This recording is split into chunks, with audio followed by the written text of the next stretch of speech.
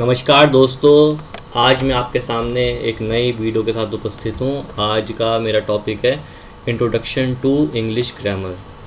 दोस्तों, इंग्लिश बहुत ही important subject है, हम जानते हैं। कॉम्पिटिटिव एग्ज़ाम के लिए भी इम्पोर्टेंट है और वैसे भी जो है अगर जो भी है हम जानते हैं कि देखिए सारी बुक्स या जो भी हम स्टडी करते हैं सब इंग्लिश में होता है और उसको समझने के लिए इंग्लिश ग्रामर बहुत ज़रूरी है। ठीक है, कोई भी लैंग्वेज पढ़ने के लिए ग्रामर उसकी आनी चाहिए। ऐसे इंग्लिश को समझने के लिए ग्रामर भी बहुत ज़रूरी होती है।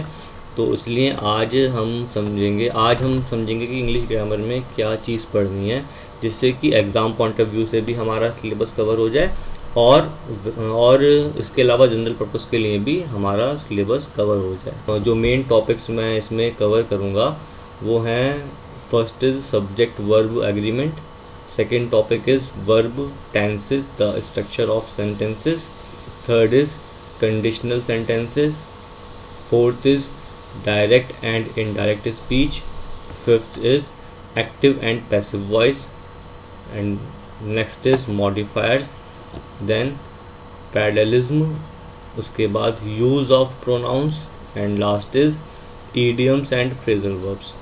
दोस्तों, सारे टॉपिक्स ही इम्पोर्टेंट हैं, तो इसलिए सभी टॉपिक्स में से एग्ज़ाम में एक या दो क्वेश्चंस पूछते हैं। अगर हम बात करें एसएससी सीजीएल की, तो उसमें टायर 2 एग्ज़ाम में डायरेक्ट एंड इनडायरेक्ट स्पीच से कम 15 से 20 क्वेश्चन, एक्टिव पैसिव वॉइस से 15 से 20 क्वेश्चन आते हैं और ईडियम्स एंड फ्रेजल वर्ब्स से भी इतने ही क्वेश्चन आते हैं।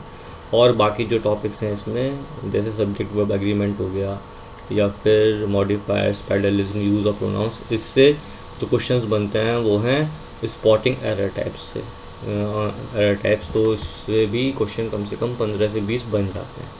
तो पहले हम समझते हैं दोस्तों कि why English grammar is important. तो क्यों इम्पॉर्टेंट है ये, वो हम भी जानते हैं, आप भी जानते हैं सब, कि हर कॉम्पिटिटिव एग्ज़ाम या एंट्रेंस एग्ज़ाम हो गया, आज सभी एग्ज़ाम्स में इंग्लिश पूछते हैं, इंग्लिश ग्रामर या इंग्लिश के क्वेश्चंस पूछते हैं, चाहे वो रीडिंग कॉम्प्रीहेंशन की फॉर्म में पूछें, ठीक है ना, चाहे वो ग्रामर की फॉर्म में पूछें या फिर वोकेबलरी की फॉर्म में पूछें। तो लेकिन जो जिस्ट है, मतलब जो अगर आपको इंग्लिश समझनी है तो उसके लिए आपको पहले ग्रामर की नॉलेज होनी बहुत ज़रूरी होती है। ठीक है दोस्तों, तो इसके अलावा हम क्यों पढ़ें इंग्लिश ग्रामर की, जिससे हमारा कॉन्फिडेंस डेवलप हो इंग्लिश बोलते टाइम, पढ़ते टाइम।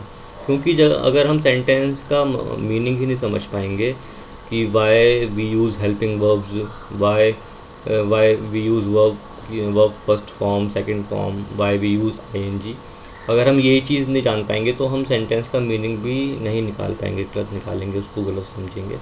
तो सेंटेंस का सही से मीनिंग समझने के लिए हमें ग्रामर की नॉलेज होनी बहुत ज़रूरी है। और जैसा कि हम जानते हैं कि English is a global language, सभी जगह ये बोली जाती है, यहाँ तक कि आप अगर हायर स्टडीज़ में जाएंगे तो इंग्लिश में बुक्स मिलती हैं आपको, ठीक है ना। तो कॉम्पिटिटिव एनवायरनमेंट में सर्वाइव करने के लिए we should know the basics of English grammar and we should have a good understanding of English language. So to make a good understanding in this language we have to learn English grammar और we have to understand English grammar. Next हम इसमें ये जानते हैं कि देखिए किस type के क्वेश्चंस पूछते हैं एग्ज़ाम्स में मेनली इंग्लिश ग्रामर से।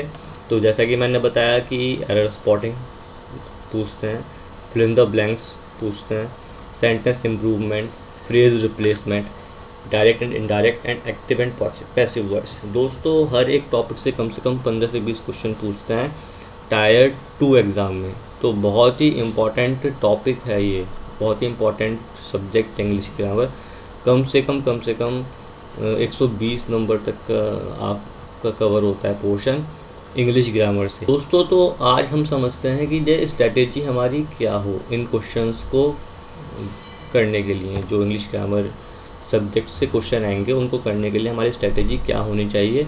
तो पहले तो हमें चेक करना है कि ये पंक्चुएशन सही है। पंक्चुएशन मतलब full stop, comma, capital letters कहाँ से यूज़ हो रहे हैं, सही तरीके से यूज़ हुए हैं नहीं हुए, तो वो चीज़ सही है, पहले वो देखना है सेंटेंस के अंदर।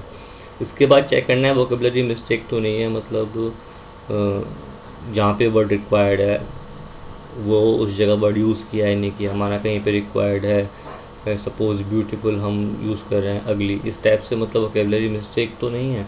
उसके बाद हमें चेक करना है कि देखिए कि स्पेलिंग्स या फिर जो है कैपिटलाइजेशन मिस्टेक तो नहीं है। मतलब स्पेलिंग की अगर मिस्टेक है तो वो स्पेलिंग की मिस्टेक ग्रामर के अंदर नहीं काउंट होती दोस्तों। स्पेलिंग की मिस्टेक जो है, स्पेलिंग्स जो हैं वो वोकेबलरी के अंदर आते हैं, ठीक है। उसके बाद हमें देनी है अटेंशन प्रोनाउंस के ऊपर। प्रोनाउंस जो होते हैं वो नाउन की जगह यूज़ करते हैं हम, तो हमें देखना है कि देखिए क्या सिंगुलर नाउन की जगह सिंगुलर प्रोनाउन ही यूज़ किया है या नहीं, इस चीज़ पर हम ध्यान देंगे। और मेनली जब क्वेश्चंस आप अटैम्प्ट कर रहे हैं तो ये मत सोचिए कि देखिए मुझे एरर सही करनी है। आपको जो टाइम देना है कि टाइम स्पेंड करना है to find out the error and then just mark that error, okay.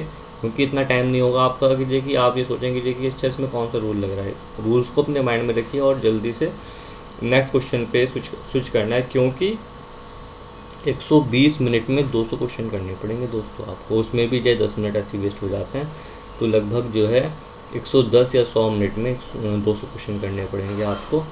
तो इसलिए स्पीड बहुत ज़रूरी है और एक्यूरेसी आएगी प्रैक्टिस से, ठीक है। प्रैक्टिस तभी कर पाएंगे जब आप बेसिक समझेंगे, आपको बेसिक रूल्स मालूम होंगे इंग्लिश ग्रामर के, तभी आप क्वेश्चंस अटेम्प्ट कर सकते हैं प्रॉपरली, ठीक है।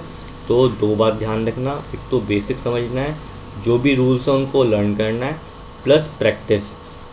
इन 2 रूल्स से इंग्लिश ग्रामर आपकी अच्छी हो सकती है। दोस्तों आज की वीडियो यहीं समाप्त करता हूँ मैं। कल से हम देखेंगे कि आगे टॉपिक्स जो भी मैंने इसमें डिस्कस किए हैं उनके बारे में स्टडी शुरू करेंगे।